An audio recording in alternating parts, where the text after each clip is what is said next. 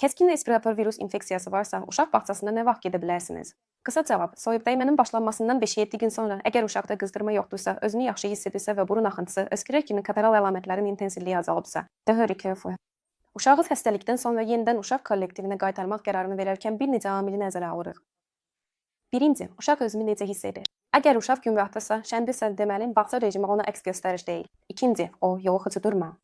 Burada hər şey biraz çətindir, çünki bütün infeksiyalarda dəqiq yoluxuculuq müddətini bilmirik. Əgər uşaqda hansısa spesifik xəstəlik varsa, məsələn, su çiçəyi, o zaman müəyyən müddətə karantin tətbiq olunur. Amma əgər bu adi COVID-dirsə, dəqiq müddət yoxdur.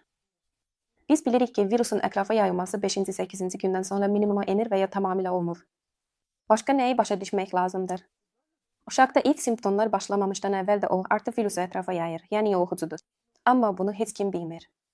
Amma öskürən, qaut əlamətləri olan uşaq isə yoluxucu deyil. Buna baxmayaraq, hamı ona şübhə ilə baxır. Uşaq kollektivindən təəssüf ki, infeksiyanın yayılmasının tam qarşısını almaq mümkün deyil. Sadəcə bu faktı qəbul etmək daha asandır ki, uşaq bağçadadırsa, o həmişə müxtəlif yoluxdurucularla təmasda olur və bu normaldır. Üçüncü, ona hansısa müdaxilə və ya müalicə lazımdırmı? Hətta uşaq bir həftədən çox xəstə olsa belə yoluxucu deyil və aktivdir. Bağçada heç kim onun burnunu yuyub və ya inhalyasiya etməyəcək.